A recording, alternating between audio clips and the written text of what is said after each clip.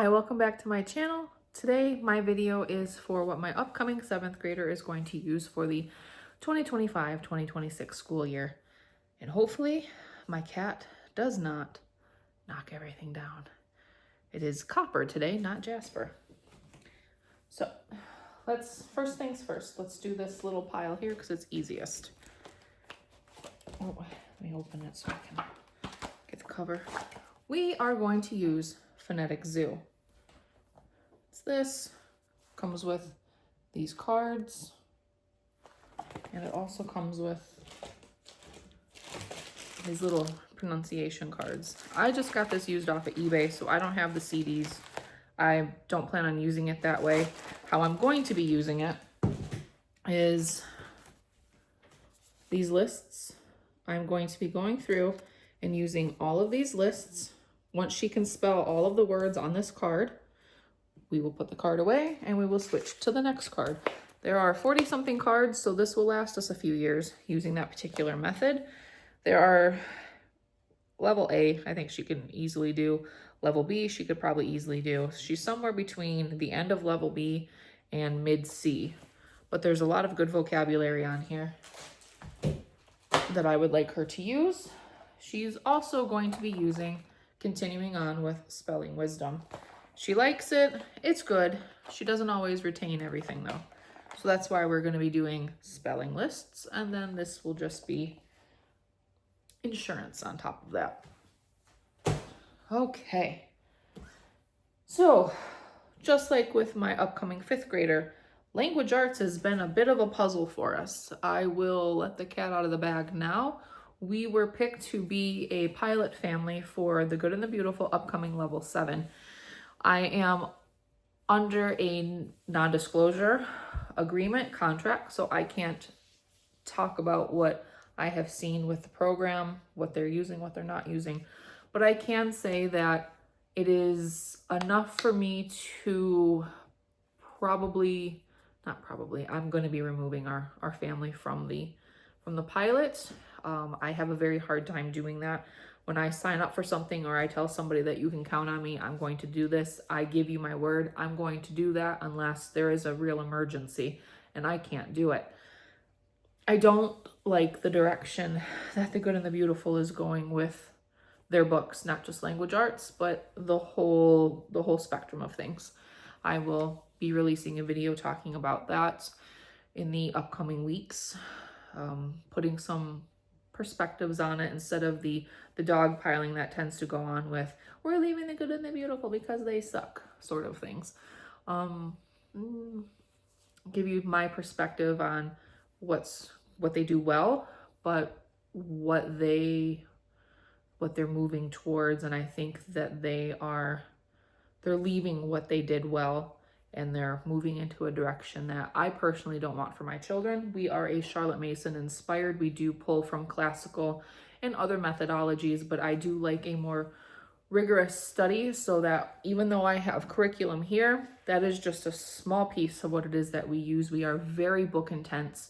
We are a family that checks out thousands, and I mean thousands of books a year. Last year, I think we were somewhere between 3,500 and 4,200 books from our public library. That does not include the fact that we own thousands and thousands of books in our home. So that's what we do. We are a living books family, but I do buttress that with a curriculum to make sure that I have spines. That's what I use these for spines and for continuity, and for my own brain with being pregnant all the time and having lots of littles. It's nice to have, I call them insurance policies, that we are at least touching what we need to touch, and at a bare minimum, if I don't have the energy to pull out all of the materials or go through all of the lists and check out books, I know my kids are at least getting foundational what they need at a minimum.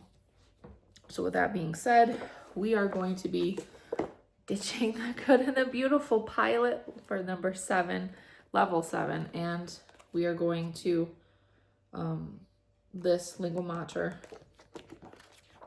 This is it covers a lot of the stuff, level 7 and 8, depending on where your child falls. You get some grammar study, You get writing projects. It's not grammar intensive, so you won't need grammar study. But I can do a flip through on this because these are not books that I've been able to find very much information on YouTube, so I can do that if anybody wants. Or like I've said in other videos, even if you don't want, I'm still going to do it. I'm going to combine that with writing and rhetoric. This is book number 6. She can do book 7 and 8.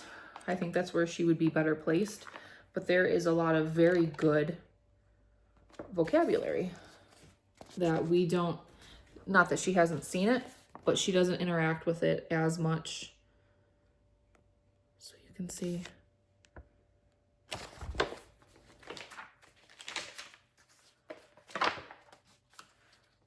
I bought this book off of eBay, and it's a brand new book. It's just got water damage. I'm assuming somebody did what I usually do, which is knock over their big old cup of water with their butt when they're not paying attention. And get damage. Yay. Hooray for us clumsy people. So I think that'll be a very good combination. And we'll not only use those words for vocabulary, but also for spelling. So that's her language arts right there in a nutshell. I do like Simply Charlotte Mason using language well, but much like my 5th grade daughter, there wasn't enough review for my daughter to remember all the grammar concepts. She's really good with reading, writing, math, science. Grammar, she is not. She can do it, she hates it. So I need something that keeps it going at a review pace. That's why, part of the reason why I was willing to use The Good and the Beautiful, because it does that work for me. So since we're not going to do that, I'm also going to be using, oh, I don't have it here, the Thinking Company. They have 3 grammar books. I have one for each of my girls, and I just have them write. I make it like, oh, I'm sorry, I'm sounding like a real idiot in this video because I'm just blah, blah, blah, stammering. I'm tired and I haven't eaten yet today, so I'm like, whoo, a little spacey. I have Thinking Company's 3 grammar books. I'm going to be using them as non-consumables. So I'll have my child open it up. She will do the practices on a different sheet of paper in a notebook. That's how we're doing it. That's how she's getting her grammar. And we also will be using the Good and the Beautiful's grammar review cards. I do that with my younger daughter, and she reviews those once or twice a week just to remember what a noun is, what's an adjective, what's a verb, blah, blah, blah, blah, blah. So my oldest will do that as well. History, same for her. We will be finishing this up. This is volume 2 of A Catholic Story of the Civilization. Great book, very fun audio, much, much better than Story of a World. Much better.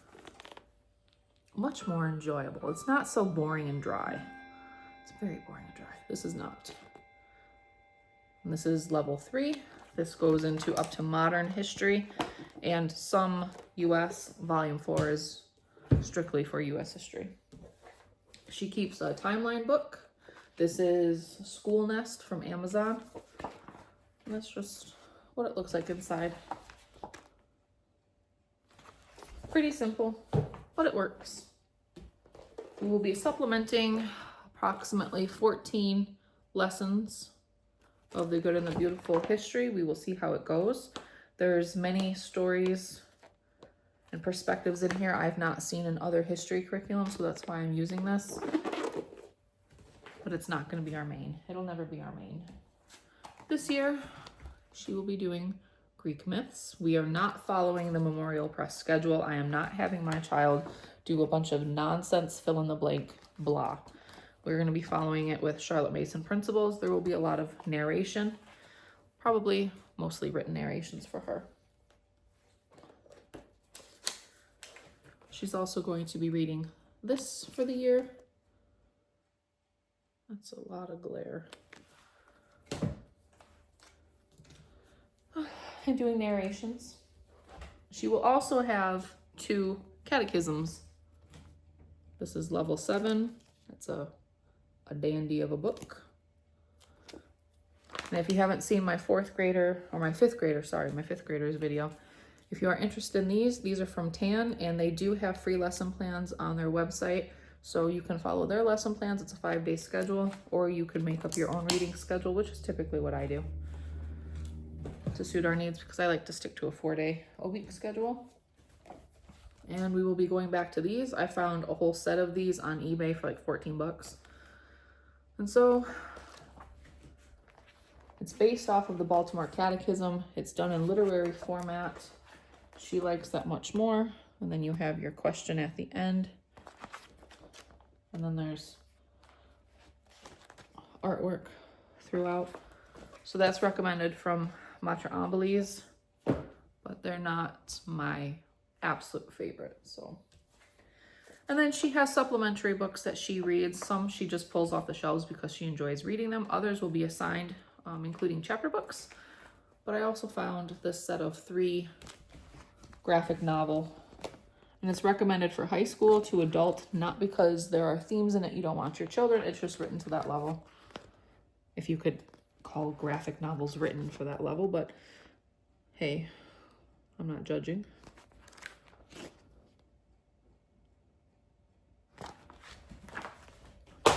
She's on a graphic novel kick.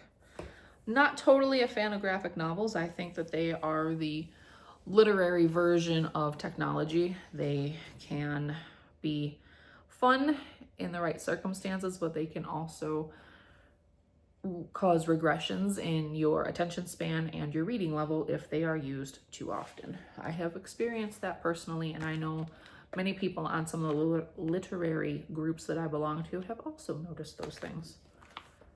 This is her last year of formal handwriting. And then she combines this with handwriting practice, but she also does copy work as well, or dictation, transcription. We do a whole bunch of things, just depends on the week, the time of the year, and what we're doing. So, but that way I know she's at least getting a little bit more practice. Next year I want to switch her to The Good and the Beautiful. Has a beautiful 2-part handwriting series. I think it's called Beautiful Handwriting. It's very nice. That's what she's going to use next year. And then that goes over in this pile. For math, she will be finishing this up in a couple of months. We're taking about 2 months off. We're going to be coming back in about a week and a half, the first week after 4th of July. So she's going to finish up her Denison pre-algebra, and then she will move to Denison algebra. Oh, I forgot one thing. Hold on. Okay, thank you for waiting. We really like Denison. It's the best of both worlds. It offers video instruction, but everything is done written. Everything. The only thing I don't like about it is because they are a very small mom and pop shop. The printer that they use, you have to buy the full kit or you buy nothing at all. You can't just buy the textbook that they use and get access to the videos. You can't just buy another student packet. You have to buy everything for each student every year. Maybe at some point that'll be changing as they're becoming more popular. They'll get a different printing option, but it's worth the money. It's one of those things that I'm willing to spend the money on. She likes it because he encourages you to not only take notes, he teaches you how to take notes for math, which I like. And then she can take her highlighters and make it as colorful as she wants. He does the dad jokes, which sometimes she thinks is hilarious. Other times she's like, oh, seriously. But it's a very good, very, very good program. And he just came out with Algebra 2 or a college algebra course. So he's taking them pretty far. I don't know if he's going to go to calculus, but he's going far enough that we are sticking with him because he's awesome. So if you're looking for something that will walk your child through step by step without having 30 to 90 review problems, I'm talking about you, Saxon.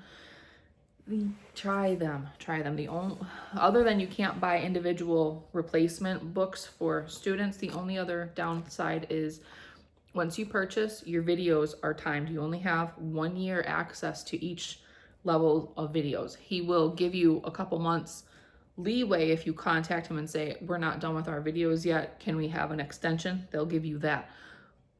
But it is timed. So if you buy it today, you better blah, blah, blah, blah. I'm doing this a lot today. I don't know why.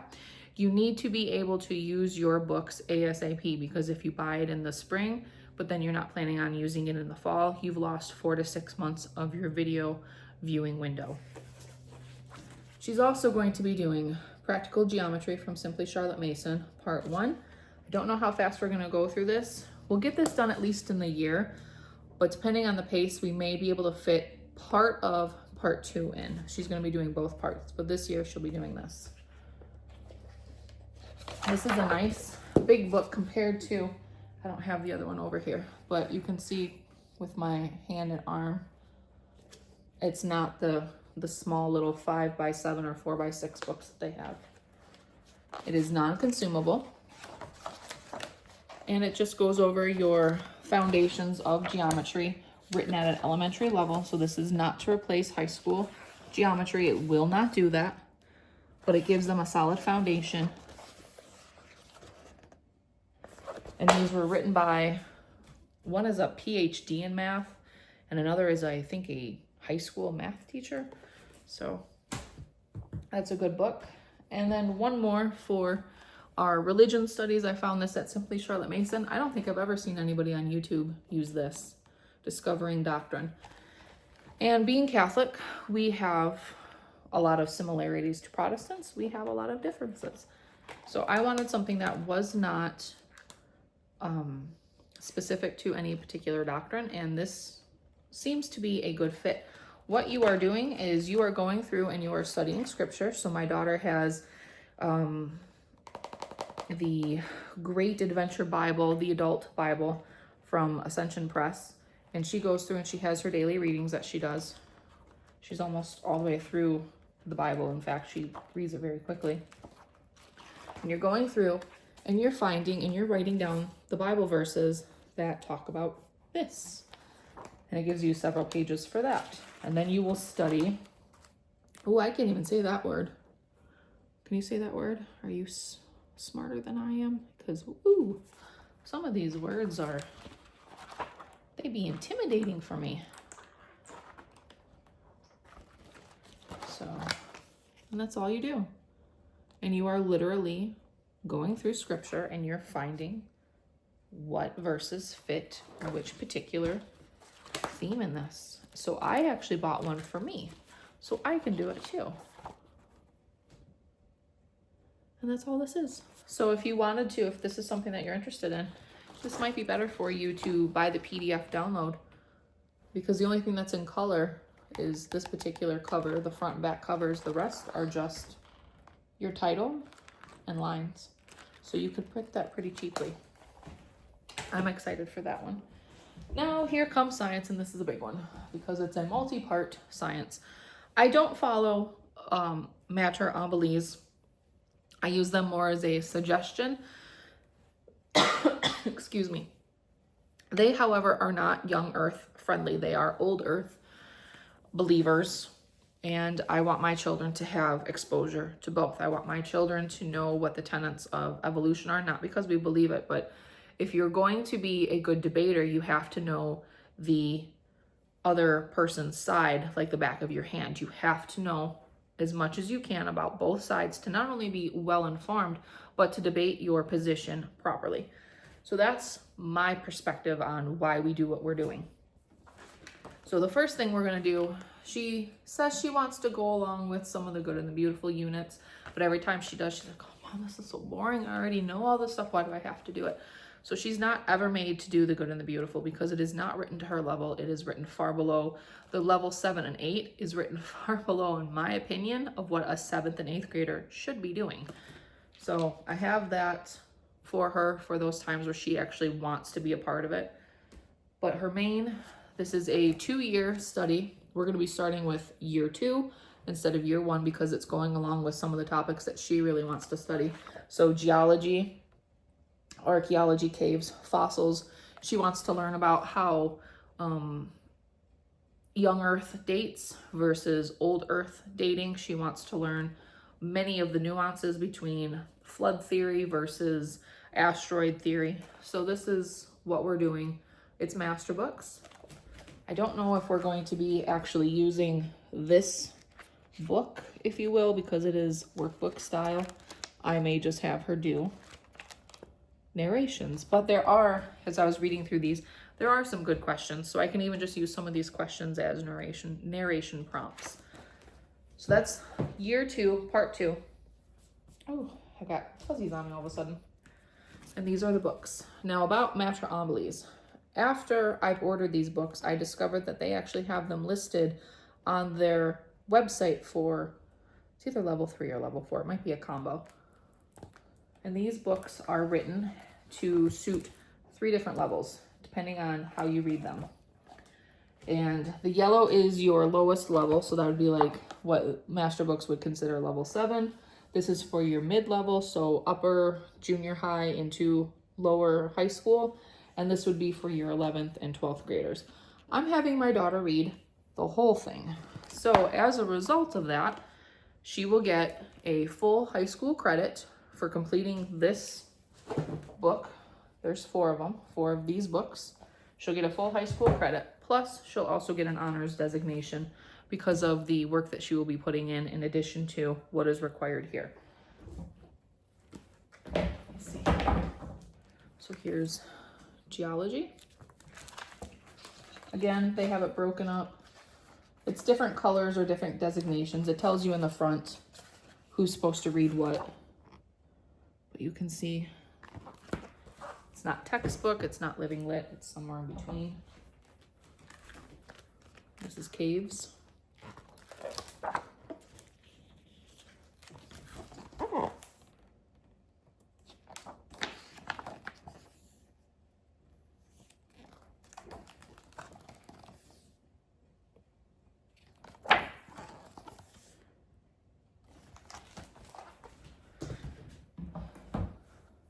Fossils. If you are Catholic and you are interested, I'm also combining this with Colby Center. So if you look up Hugh Owens, H-U-G-H Owens, O-W-E-N-S, Hugh Owens, Colby Center.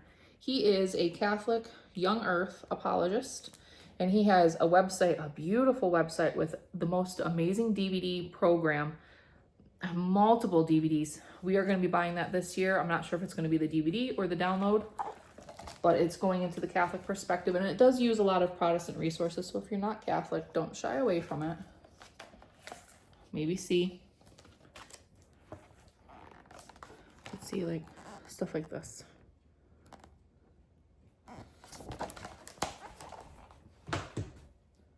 And then that will also be, this is the TAN science series. This is Earth. So there's several chapters in here that align with this. So I'll just have her read the pertinent chapters. This is Catholic Old Earth perspective. And that's pretty much it. I don't know where these fuzzies keep coming from. Anyhow, back to Matre Emblees. We don't follow that for everything that we do. I use it as a suggestion. There are a lot of books that they have recommended, authors that they have recommended over the years that I have absolutely vehemently opposed. I don't understand why they do that. They stick to it, white knuckling, defending why they've chosen certain authors that are so perverted and so disgusting. Julia Rothman, if you are a fan of Julia Rothman's nature series, you might want to look into who she is and what she writes. She took the funds that she made from her nature series, where everybody's like, yay, look at these great books. And she used that money to fund an absolutely perverted, disgusting book that she wrote defending, how do I put this so that it doesn't get flagged on YouTube? Children relationships with adults, with family members, and being very pro in support of those types of relationships, detailing their relationships, writing it from, like publishing their letters, sort of like writing it from their letters and bringing in quotes from these individuals talking about how these children used to be ashamed that they were having these relationships with family members. I don't know who's around, so I have to be careful in your home.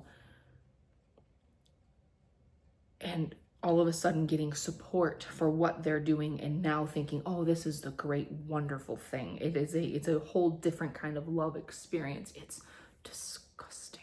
In Matra Ambelis, I have gone to bat over them, over that particular author more times than I can count, and I was banned from their Facebook group, as a matter of fact, because of that, because I was so vocal about, you are supporting this author, you are giving mothers the impression that this is a good author for your children, for their families, and you are supporting a monster. How dare you? Not put an asterisk, not put something to warn families, because there are a great deal many mothers that would not purchase her books if it weren't for your recommendation, and they would not purchase her books knowing who she is and what she has published.